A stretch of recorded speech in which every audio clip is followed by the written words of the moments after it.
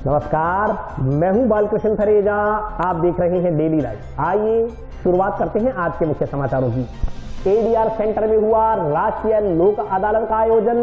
राजीनामा के जरिए हुआ हजारों प्रकरणों का निस्तारण। गरीब सब्जी विक्रेता हुआ ऑनलाइन ठगी का शिकार। शातिर ठग ने ओटीपी नंबर पूछकर खाते से निकाले 62,000। शुद्ध के लिए युद्ध अभियान के तहत स्वास्थ्य विभाग ने विभिन्न प्रतिष्ठानों से एकत्रित किए खाद्य पदार्थों के सैंपल। ग्राम पंचायत 2 केंद्रीय स्थित गौशाला में शनिवार को महिलाओं ने खेली फूलों की होली। आजादी की 75वीं वर्षगांठ के उपलक्ष्य में शनिवार को जिला मुख्यालय पर निकाली गई पद यात्रा। और अब समाचार विस्तार से। शनिवार को न्यायालय परिसर स्थित एडीआर सेंटर में राष्ट्रीय लोक अदालत का आयोजन किया गया। लोक अदालत में लगभग 4,000 मामलों का निस्तारण किया गया।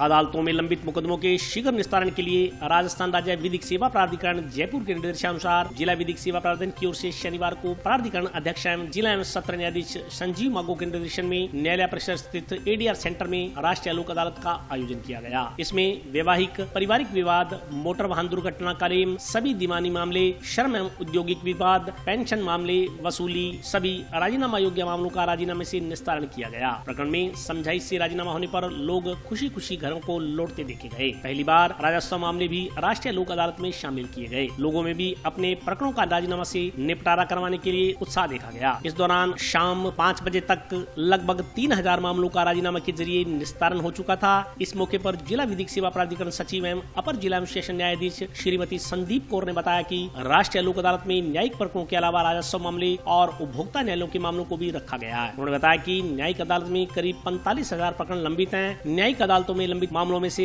13.4% यानी करीब 6,000 मुकदमों को शनिवार को राष्ट्रीय लोक अदालत में रेफर किया गया। श्रीमती संदीप कौर ने बताया कि लोक अदालत में राजीनामा करने से पक्षकारों का समय व धन दोनों की बचत होती है, दोनों पक्षों की जीत होती है, किसी भी पक्ष की हार नहीं होती। उन्होंने कहा कि इससे आपसी प्रेम भाव भी बना रहता है। खालसा के निर्देशानुसार और आदरणीय डिस्ट्रिक्ट जज साहब श्री संजीव मागो जी के निर्देशन में आज की राष्ट्रीय लोक अदालत का आयोजन किया जा रहा है। आज की राष्ट्रीय लोक अदालत में जुडिशियल मैटर्स के अतिरिक्त राजस्व मामले और कंज्यूमर कोर्ट के भी मामलात को रखा गया है। हमारे जुडिशियल कोर्ट्स की पेंडेंसी 45,000 है। इसके 13.4% मामलात को आज की राष्ट्रीय लोक अदालत में रेफर किया गया है। ये तकरीबन 6,000 के करीब मुकदमे हैं। माननीय नालसा व रालसा के प्रेरणा से हनुमानगढ़ जिला मुख्यालय पर नालसा के प्रेरणा से लोक अदालत आयोजित की जा रही है। मैं सीजे हनुमानगढ़ व मेरे साथी बेंच में सदस्य युगल किशोर जी के नेतृत्व में उक्त लोक अदालत आयोजित की गई, जिसमें विभिन्न प्रकार के प्रकरण जैसे फौजदारी, सिविल, 138 एनआई एक्ट के प्रकरण रखे गए। उक्त लोक अदालत में अभी तक करीब 40 प्रकरण राजीनामा से निस्तारित हो चुके हैं। जैसा कि आप देख रहे हैं, मेरे पीछे पक्षकारान खड़े हैं। उनको समझा इसके बाद आज बहुत अच्छी अनुभूति हो रही है। ये दोनों ही पक्षकार राजी राजी घर जाएंगे। मतलब लोक अदालत का एक ही सार है, न कोई जीता न कोई हारा। तो मेरा यही कहना है कि बाहर जो भी वकील है, लिटिगेंट है, फरीक है, वो यहाँ पे पधारे और आज के इस आयोजन को सफल बनावे। एक गरीब सब्जी विक्रेता से किसी शातिर व्यक्ति ने खाते का ओटीपी नंबर पूछकर 62,000 रुपए की ठगी कर ली। पीड़ित सब्जी विक्रेता ने टाउन थाना में परिवार सौंपकर शातिर ठग के खिलाफ कार्रवाई कर रुपए वापस दिलवाए जाने की मांग की है।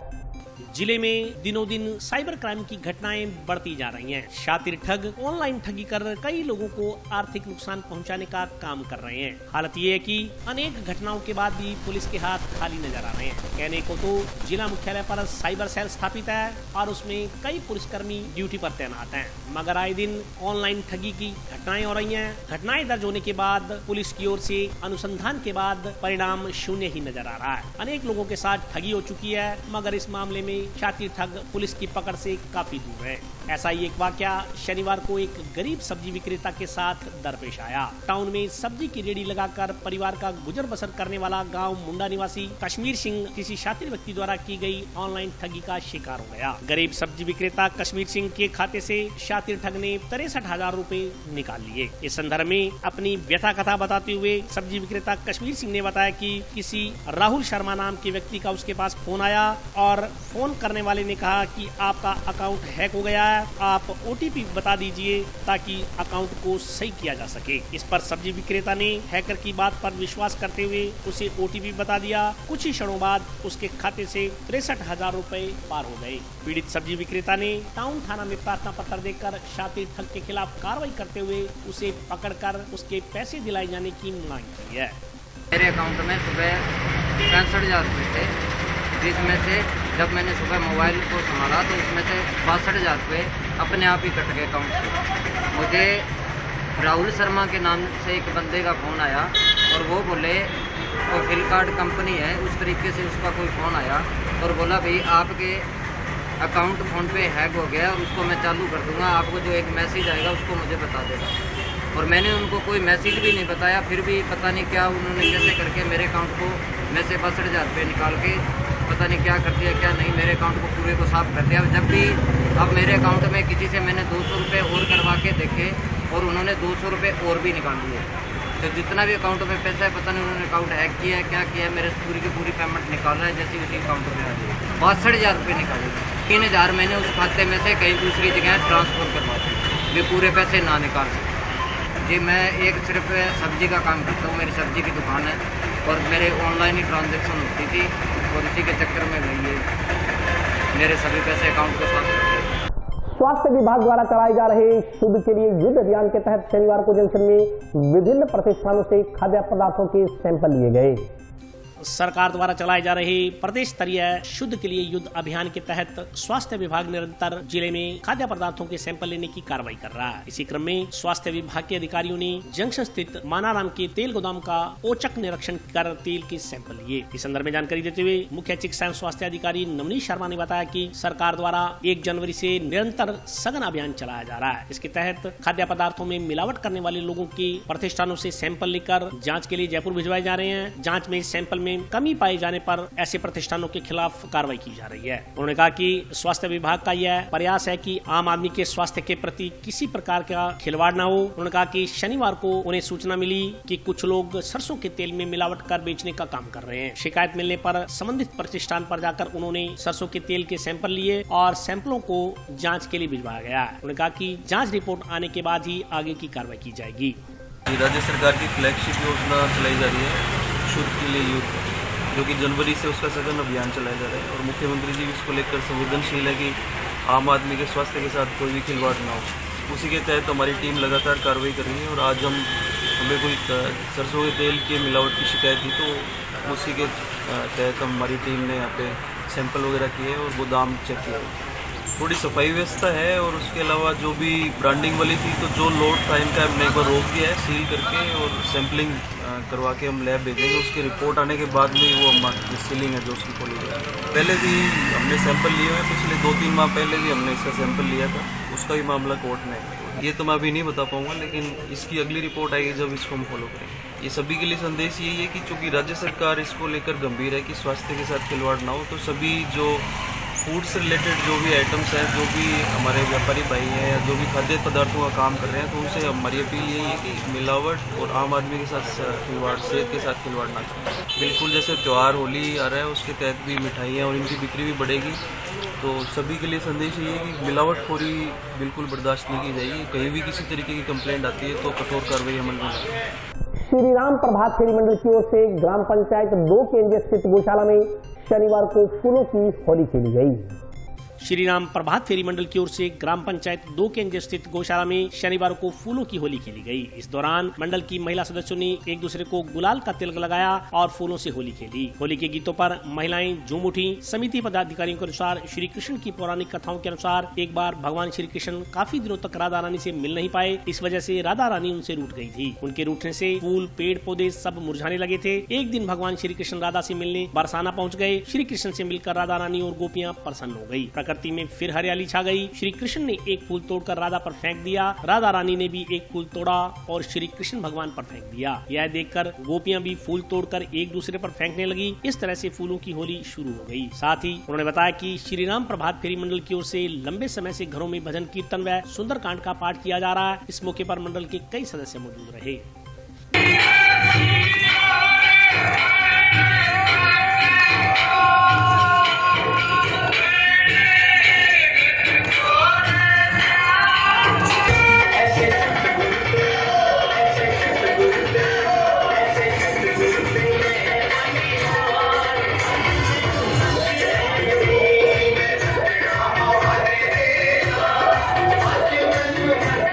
मेरे को बहुत अच्छा लगता है, जुड़ने में भी आनंद आता है, घूमने में भी जो सही मिल रही है वही ऐसे कोई लौटावा नहीं है। इसमें बहुत ही खुशी होती है। साथ में साहब जी भी थे 3 साल पहले आते थे हम, पर अब वो नहीं है, उनकी कमी महसूस। बहुत अच्छा लगा है नहीं मेरे को। अच्छे अपने अपने विचार मिलते हैं सब में। मैं भी सही हूँ तो वो भी सही है। भजन कीर्तन सुंदरकांड के पाठ घर घर में, जहाँ 11 का भी कीर्तन होता है, लेडीजें करती है, बहुत अच्छा लगता है। जाती भी अटेंड भी करती हूँ कई बार। आज यहाँ पे 2 KNG में गौशाला के अंदर ये श्री राम प्रभात फेरी की तरफ से और होली उत्सव मनाया गया है बड़े धूमधाम से, चंग धमाल के साथ में। और ये मतलब सब ने मिलकर खूब उत्साह दिखाया यहाँ पे, गांव वालों ने भी और प्रभात फेरी वालों ने भी, सब ने मिलकर खूब आनंद लिया यहाँ पे। और ऐसा प्रोग्राम हमारे 8 दिन तक चलता है और अलग अलग एरिया में जाते हैं हम लोग और खूब लोग उत्साह के साथ हमारे साथ जुड़ रहे हैं और जुड़ते हैं। और ये प्रोग्राम हमारा कम से कम 13 सालों से चल रहा है। इसमें जो भी राशि आती है वो 6 गौशाला है अलग अलग, उसमें हम लोग देते हैं। महीने में 3 बार या 2 बार या कई बार 1 बार भी देते हैं। सारा पैसा हमारा गौशालाओं में दान किया जाता है। पर्ची कटी जाती है वहाँ पे और खूब धूमधाम से हमारा फाग उत्सव मनाया जाता है। बहुत लोग इससे जुड़ रहे हैं और इतना आनंद आता है कि जब फागुन खत्म हो जाता है तो कई दिन मन भी नहीं लगता है हमारा। और अभी वक्त ब्रेक का, हाजिर होता हूँ छोटे से ब्रेक के बाद।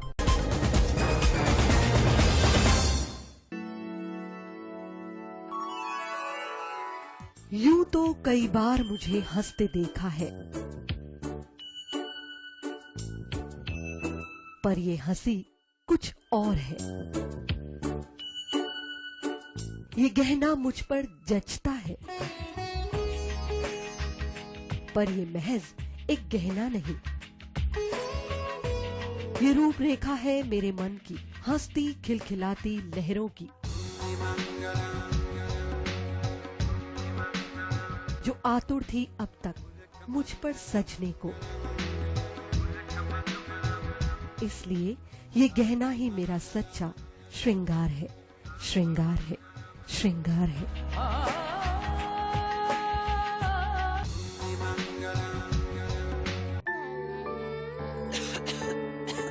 दीदी ये देखो,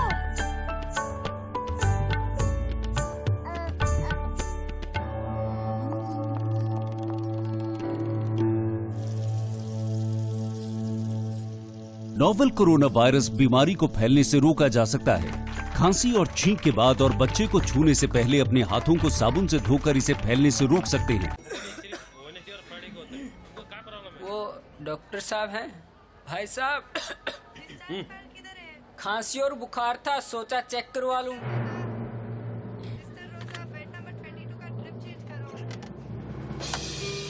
नोवेल कोरोना वायरस बीमारी को फैलने से रोका जा सकता है। बुखार के साथ खांसी और छींक होने पर तुरंत नजदीकी हेल्थ क्लिनिक या केंद्र जाएं। ब्रेक के बाद स्वागत है। आइए नजर डालते हैं अगले समाचारों पर। आजादी की 75वीं वर्षगांठ के उपलक्ष्य में शनिवार को विश्व शांति की ओर बढ़ते कदम के तहत जिला मुख्यालय पर पद यात्रा निकाली गई। आजादी की 75वीं वर्षगांठ के उपलक्ष्य में शनिवार को विश्व शांति की ओर से बढ़ते कदम के अंतर्गत जिला मुख्यालय पर पद यात्रा कार्यक्रम का आयोजन किया गया। पद यात्रा में प्रशासनिक अधिकारियों की अगुवाई में राजस्थान राज्य भारत स्काउट गाइड के छात्र छात्राओं ने भाग लिया। पद यात्रा से पहले जिला कलेक्ट्रेट परिसर स्थित पार्क में स्थापित राष्ट्रपति महात्मा गांधी की मूर्ति पर माल्यार्पण किया गया। इसके बाद अतिथियों की ओर से जिला कलेक्ट्रेट से पद यात्रा को झंडी दिखाकर रवाना किया गया। पद यात्रा में शामिल स्काउट गाइड के बच्चों ने हाथों में विभिन्न संदेश देती तख्तियां उठा रखी थी। पद यात्रा अलग अलग चौक चौराहों से होते हुए स्काउट गाइड कार्यालय पहुंचकर संपन्न हुई। जिला अहिंसा प्रकोष्ठ के सह संयोजक तरुण विजय ने बताया कि आजादी की 75वीं वर्षगांठ के उपलक्ष्य में 23 मार्च को शहीद दिवस पर स्वतंत्रता सेनानी शहीद भगत सिंह, राजगुरु एवं सुखदेव की पुण्यतिथि पर जिला एवं उपखंड स्तरीय सेमिनार का आयोजन किया जाएगा। 31 मार्च से 6 अप्रैल तक बीकानेर संभाग का गांधी दर्शन प्रशिक्षण शिविर प्रदेश मुख्यालय जयपुर में आयोजित होगा। 8 अप्रैल से 14 अप्रैल तक भरतपुर संभाग का गांधी दर्शन प्रशिक्षण शिविर प्रदेश मुख्यालय जयपुर में होगा। इसी प्रकार 11 अप्रैल को स्वतंत्रता सेनानी कस्तूरबा गांधी की जयंती पर वर्चुअली प्रदेश स्तरीय महिला शक्ति सम्मेलन आयोजित होगा। इसके बाद 14 अप्रैल को बाबा साहब डॉक्टर भीमराव अम्बेडकर की जयंती पर वर्चुअली प्रदेश स्तरीय समरसता सम्मेलन आयोजित होगा। इसमें सभी वर्गों को शामिल किया जाएगा। आज पूरे राजस्थान के अंदर दांडी मार्च यात्रा का आयोजन किया जा रहा है। उसी के अंतर्गत हनुमानगढ़ जिला मुख्यालय पे भी दांडी मार्च यात्रा निकाली जा रही है। आज इस दांडी मार्च यात्रा को जिला परिषद के सीईओ अशोक असीजा जी ने इस दांडी मार्च यात्रा को हरी झंडी देकर रवाना किया है। हमारा जो मेन उद्देश्य है, जो हमारे गांधीवादी मुख्यमंत्री जी अशोक गहलोत जी हैं, उनका मकसद यही है कि हम देश की आज़ादी के अंदर गांधी जी का जो योगदान रहा था, इस दांडी मार्च यात्रा का भी यही उद्देश्य है कि हम छात्राओं को, शहर के लोगों को बताएं किस तरीके से गांधी जी ने अहिंसा के तरीके से लोगों को आज़ादी दिलाई थी। दर्शन समिति के बैनर तले राज्य स्काउट गाइड की तरफ से आज पद यात्रा निकाली गई है, जिसमें शांति की सद्भावना के जो प्रतीक के रूप में पद यात्रा जिला कलेक्ट्रेट से आरंभ होकर मुख्य चौराहे से होकर वापिस जो स्काउट एंड गाइड के ऑफिस में, इस मेन जो पद यात्रा का मुख्य उद्देश्य यहाँ पर जो शांति सद्भावना को बढ़ाने का। जंक्शन स्थित गोविंद गोधाम गौशाला में होली पर्व के उपलक्ष्य में रविवार को लठमार होली कार्यक्रम का आयोजन किया जाएगा। इस संदर्भ में अध्यक्ष इंदर इसारिया ने विस्तार से जानकारी दी। गौशाला प्रांगण के अंदर गौशाला सेवा समिति हनुमानगढ़ जंक्शन में अबोहर मार्ग स्थित श्री गोविंद गोधाम गौशाला में श्री गौशाला समिति की ओर से होली पर्व के उपलक्ष्य में रविवार को लठमार होली कार्यक्रम का आयोजन किया जाएगा। लठमार होली का कार्यक्रम दोपहर 3 बजे से शाम 6 बजे तक होगा। दिल्ली के विक्की सनेजा ग्रुप की ओर से लठमार होली खेली जाएगी। जिले में पहली बार खेले जाने वाली लठमार होली के आयोजन को लेकर श्री गौशाला सेवा समिति पदाधिकारियों के साथ शहर वासियों में भी खासा उत्साह देखने को मिल रहा है। इस आयोजन के प्रचार प्रसार को लेकर शनिवार को जंक्शन में रेलवे स्टेशन रोड से प्रचार वाहनों को झंडी दिखाकर रवाना किया गया। इस मौके पर श्री गौशाला सेवा समिति अध्यक्ष इंदर इसारिया ने बताया कि जिला मुख्यालय पर समिति की ओर से पहली बार लठमार होली का कार्यक्रम आयोजित हो रहा है। वृंदावन में खेली जाने वाली लठमार होली इस बार रविवार को जिला मुख्यालय हनुमानगढ़ पर खेली जाएगी। इंदर इसारिया ने शहर के तमाम लोगों से लठमार होली कार्यक्रम में भाग लेने का आह्वान किया। आज हमने सभी ने 13 तारीख यानी कल रविवार को लठमार होली का प्रोग्राम किया, जिसमें कलाकार आएंगे। अब कई जने पूछते हैं लठमार होली का मतलब क्या है, तो मैं वो बता रहा हूँ। वो कलाकारी खेलेंगे संस्कृति को जिंदा रखने के लिए। भगवान राधा कृष्ण जी राधा जी के यहाँ जाते थे, तो वहाँ की जो सखियाँ थी वो भगवान कृष्ण जी को लठमार होली से खेला करती थी। भगवान रंग लगाते थे गुलाल, लेकिन हमारे यहाँ कल गुलाल नहीं होगा। ये 18 तारीख को जो राम प्रवेश वारी ने रखा है, उसके अंदर जरूर गुलाल और फूलों की होली खेली जाएगी। और कल जो 13 तारीख का जो प्रोग्राम है, उसमें सिर्फ वो फूलों से खेली जाएगी। हमारे यहाँ खूब अच्छे ढंग से कर रहे हैं प्रबंध, और ये संस्कृति को जिंदा रखने के लिए किया है। राधा कृष्ण जी का जो है पुराने उत्सव में जैसे वृंदावन में मथुरा में होता था, उसी प्रकार से हम इसको करना चाहते हैं। पहला साल है जिससे हमने जिंदा रखने हमारे मन में आई कि ये प्रोग्राम किया जाए। और बाकी जो वो प्रोग्राम हम कर रहे हैं होली का 18 तारीख को, वो हमारे करीबन 5-6 साल हो चुके हैं। उसी प्रकार से इस बार भी हमने पहले ये प्रोग्राम रख लिया और बाद में 18 तारीख को वो प्रोग्राम रखा है। आज हमने इसको रथ यात्रा निकाली, लोगों को पता लगे कि इस प्रोग्राम में सभी को आना है, और आपके आने से ही उन लोगों का मान सम्मान बढ़ेगा और वो इतने दूर से आएंगे। इसलिए आपसे निवेदन है कि आप ज्यादा वहाँ पता। लठमार होली मैंने वृंदावन में देखी हुई है, तो उसी प्रकार से वो आपस में खेलते हैं। काफी लोग पूछते हैं कि क्या है, तो लठमार होली का मतलब ये नहीं है कि अपने मारेंगे। लठमार होली आपस में खेलेंगे और अपने को दिखाएंगे। और अगर कोई खेलना चाहे कि मैं खेलूंगा तो उसकी इच्छा हम खिलाएंगे भी। ये क्या बात। प्रांगण अबोहर रोड बाईपास में पहली बार लठमार होली का उत्सव किया जा रहा है, जो कि फाग महोत्सव की शुरुआत है। और ये गौशाला की तरफ से प्राचीन संस्कृति को जिंदा रखने के लिए ऐसा प्रोग्राम किया जा रहा है। और इसके अलावा 13 तारीख के अलावा 18 तारीख को होली का प्रोग्राम भी होगा। 13 तारीख को लठमार होली, जो दिल्ली व वृंदावन से कलाकार आए हुए हैं, सिर्फ फूलों से लठमार होली खेलेंगे। और 18 तारीख को फूल और गुलाल से सभी अपने परिवार सहित आए और अपने सहयोगियों संबंधियों सभी को बताएं कि गौशाला में जाएं और ठाकुर जी के दर्शन भी करें। शिलप एवं माटी कला बोर्ड के नवनियुक्त उपाध्यक्ष डूंगाराम गेदर का शनिवार को हनुमानगढ़ पहुंचने पर कांग्रेस कार्यकर्ताओं द्वारा स्वागत किया गया।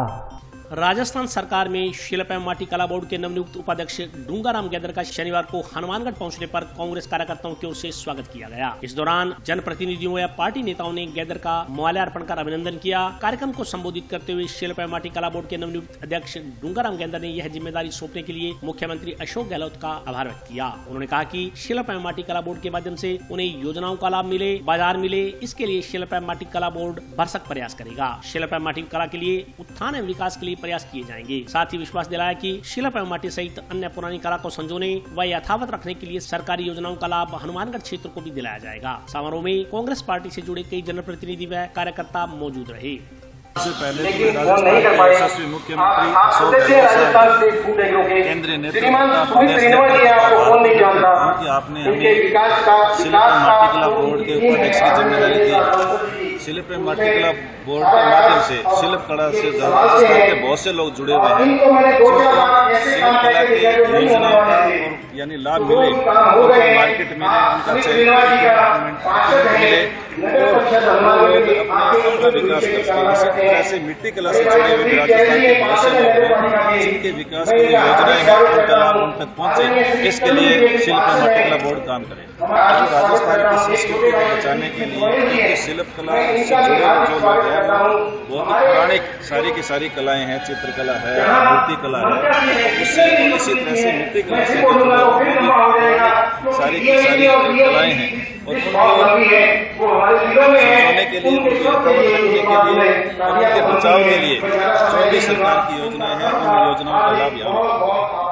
आज अग्रसेन भवन के अंदर जंक्शन में श्रीमान डूंगाराम जी गेदर के शिल्प और माटी कला के उपाध्यक्ष बनने का एक सम्मान समारोह का आयोजित किया गया है। समाज के फैले हुए सभी विचारधाराओं को ऊपर लेके जाने का, आगे लेके जाने का और उनके जो महत्वपूर्ण कोई बिंदु होंगे, बात होंगे, उन पर चर्चा की जाएगी, उन्हें डिस्कस होगा।